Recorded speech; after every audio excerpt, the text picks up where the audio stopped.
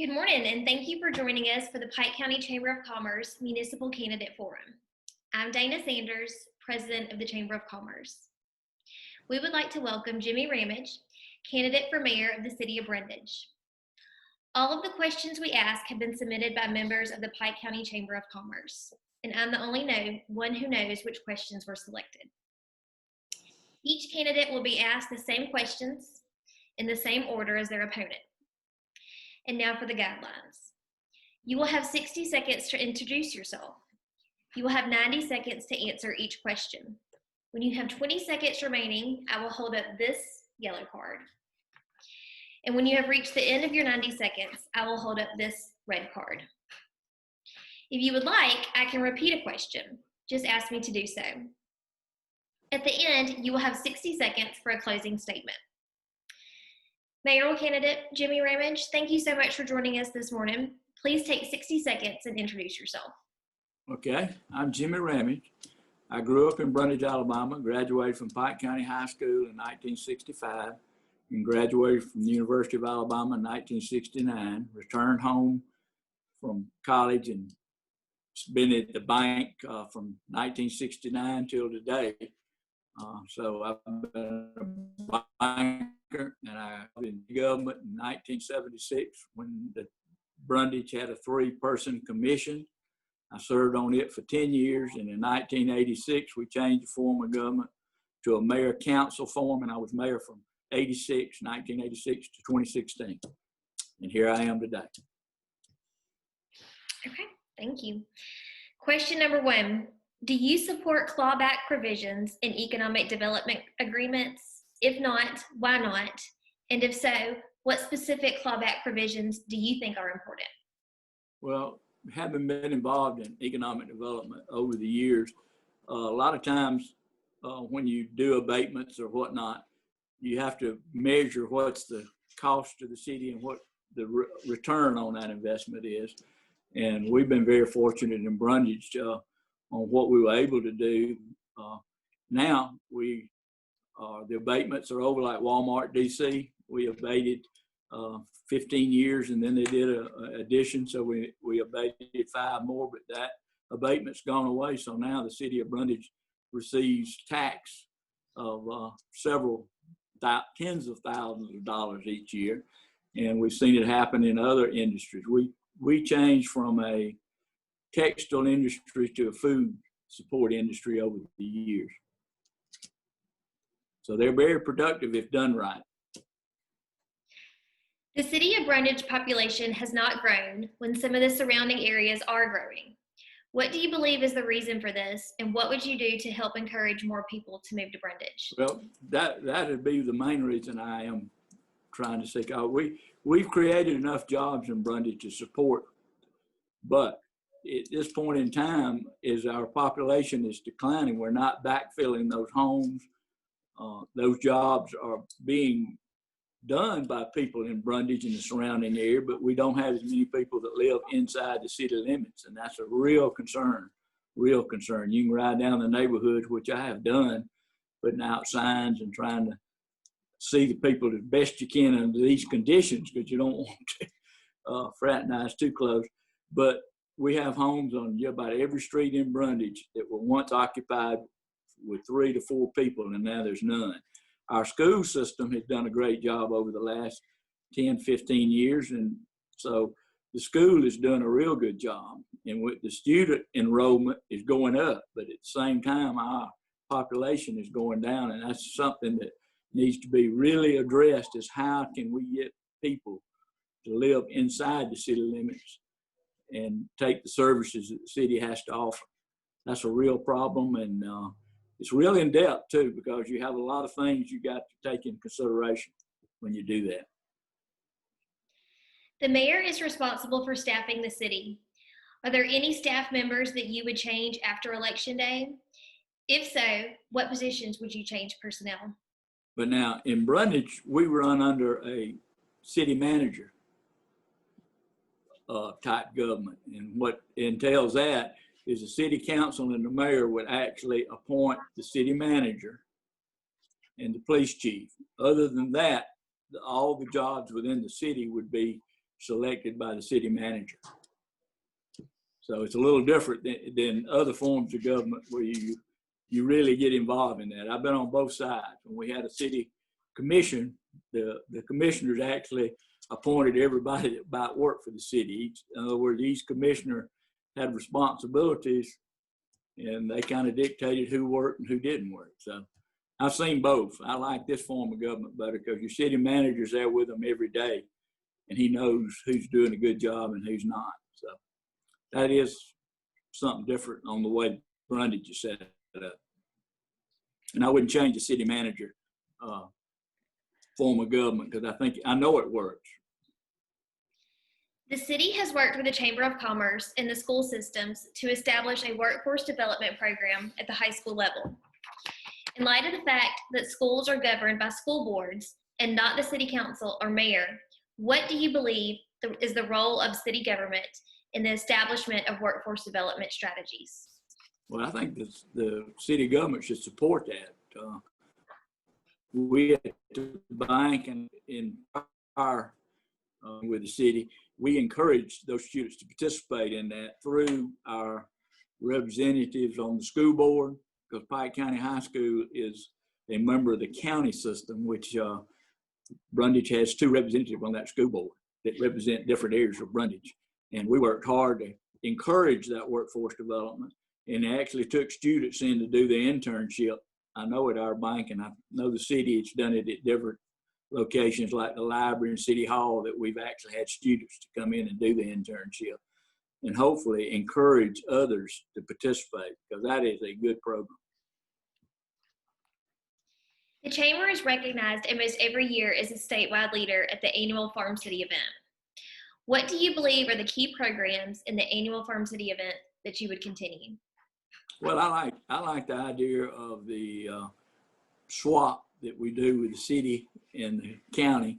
Participated in that several years ago and really enjoyed being with a farmer all day long. Of course, being a banker, you're with them at different times, so you learn a lot about what they do and what they don't do and how hard a job it is. And I would continue that. But now the Farm City program that the Chamber sponsors is, it's a beacon. They win awards every year. We're most successful, I think, of any county in the whole state in that program. And we keep encouraging our farmers to participate, be successful. And of course, we all say, shop at home and make Pike County a better place to live and work. And our farmers are definitely good stewards of that program. What matrix would you use to determine specific incentive amounts for economic development? Well, I think economic development, we partner with Pike County Economic Development Corporation that was set up in the 1990s. In fact, we set it up right after the Walmart distribution center was recruited to come to Pike County. We sat down after that work in trying to put together a program of that magnitude with the state leaders and the county leaders and the city leaders. We thought that was a good opportunity, and we set up that Pike County Economic Development Board, and that board has got some very successful people, and got people that own their own business, people that work at a business. You just name it. You go down and look at that board, the expertise and resources they bring, and they determine how much money they need to do the job, and it's up to the cities and counties to support it as best they can. And I know in the past, Brundidge has always supported it because it's been successful. We work through Walmart DC. We work with Southern Classic Foods and Magnolia Vegetable Processing of 3. You got BEC, Dickert Lumber Company, and others that all have prospered by being partners. The mayor is a key part of recruiting new industry to town. What is your strategy for recruiting new industries to Brundidge, and what kinds of industries would you make a priority? Well, what we've always done in the past is look at what assets we have or resources. And Brundidge is one of the #1 resources we have is a wastewater treatment plant because of the food industries we have in Brundidge.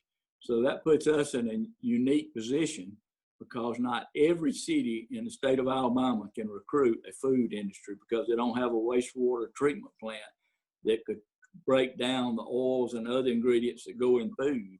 Brundidge does. So we've always, for the last so many years, 20 years, have kind of zeroed in on our assets to try to recruit industries in that sector. And we have been known in Montgomery by the proper people that when we have an opportunity to recruit one of those industries, that we're one of a handful of cities that do have that capability. So we always, in the past, have always got to look and see. And when we do, we always try to do our best.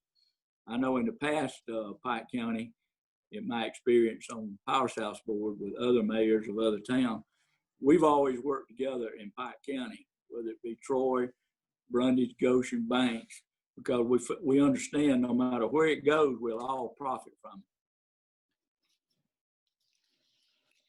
it. The downtown Brundidge area has gone through periods of highs and lows. What do you believe that you can do as mayor to revitalize downtown Brundidge? Well, first of all, we got to assess where we are. You're right. At one time, maybe 10, 12 years ago, we had every store in town had somebody in it. When I walk to the post office like I do most mornings, you go by now, it's several unoccupied buildings. So you got to sit down and try to figure out what the people would support, because you can have one of the best retailers in the world, and if people don't need that product, then they're not going to be successful. So I think first opportunity I would do is try to check with other towns all over the state and out of the state to see what small towns can offer. I know there's certain products it's people need to have person-to-person contact to buy a product. A lot of products you can buy online today. So you got to make sure you stay away from those because you don't want someone to be unsuccessful. So I think Brundidge is just like every other small town. We're not unique in that. Everybody has that issue.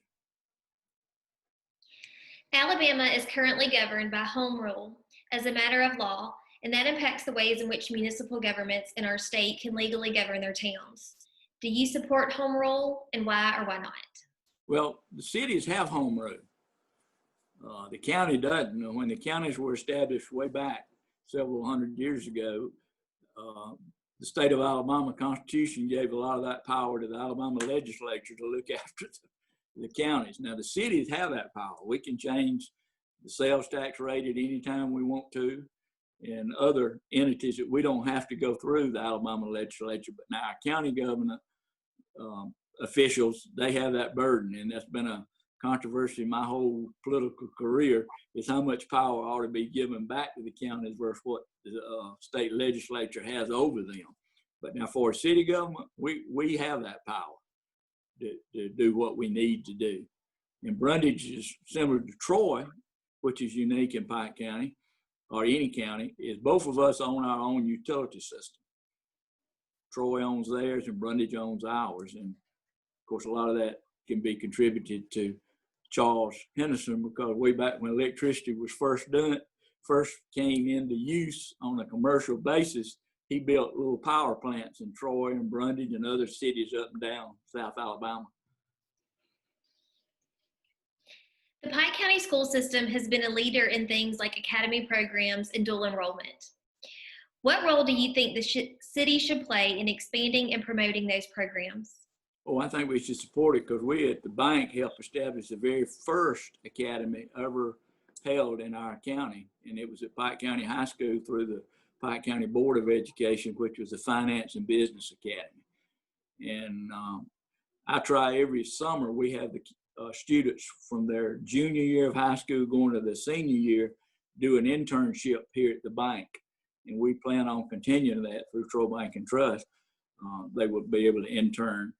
And what we try to do is sit down and talk to those students and try to encourage them to encourage their younger family members or younger friends to get involved in the academies. Now, Pike County School System, and I think the City of Troy also, have several different academies. But I believe in the academies because the student can get interested in something that may keep them in school and may do them well for the rest of their lives.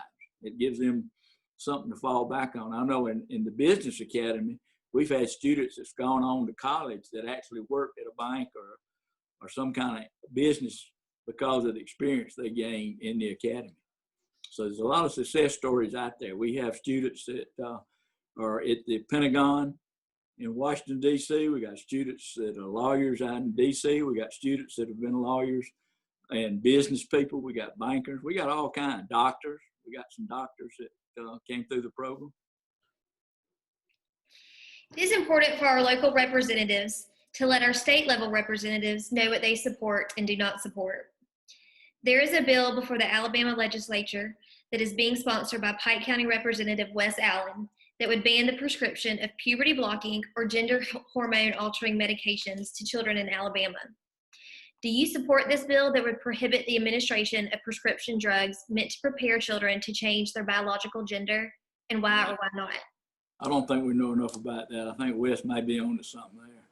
I think that's a good idea. Till we really know all the science. I don't think we know the science. We're putting these kids in a bad position, in my opinion. Let them grow up, and then they can determine more of what they want to do, not as a child. That's the parents getting in the way of Mother Nature, maybe. Representative Allen also sponsored a bill which would make the Alabama High School Athletic Association subject to audits by the Office of Public Examiners. Would you support that bill, and why or why not? I think that came out, a year and a half ago over the Davenport. I think that might have been where that came from. I think what our House members trying to get at is, I think the Alabama High School Association has maybe take state dollars, and what he's trying to say is they need to be accountable. And I can support anything. Anybody's taking state money or city money or county money needs to be held accountable. I don't care what it is. If it's from cheerleaders to fire departments to recreation departments, we all need to be held accountable. And we've always tried to do that in the city of Brundidge. Today, they try to do the same thing. We have an audit every year to try to, outside auditor comes in and does a great job. There have been efforts in the Alabama legislature to alter the business privilege tax. Such an alteration would uniquely impact chamber members that are all business owners. Would you support altering the business privilege tax? I'm not quite as familiar with that as I probably need to be. Explain to me what you're talking about a little bit, and I'll try to answer it then. I cannot explain a question, but I can repeat it if you would like. Okay, go ahead and repeat it. What's the privilege tax? Yes, sir. Again, I'm not that familiar with it. Is that our Wes Allen's bill? No, sir. Okay. I'm going to go ahead and give you 60 seconds for your closing statement. Okay. I appreciated my time in serving the city of Brundidge over the years. I did not seek re-election to the office of mayor in 2016 due to some personal family concerns, and I would like to still offer my contacts and influence, and as the old saying goes, you need to be at the table to make decisions. I like to see Brundidge be a force again in decision making that goes on in Pike County and Montgomery and also Washington. We've been lucky enough through college and other things to meet people that have made it all the way to Washington, D.C., and I'd like to take advantage of that again. This concludes the portion of the Pike County Chamber of Commerce Candidate Forum with mayoral candidate Jimmy Ramage for the city of Brundidge. We hope that you have found this informative. Please remember to vote on August 25th. The polls are open from 7 a.m. to 7 p.m. Go vote at Brundidge Station. Thank you, Mr. Ramage. Thanks.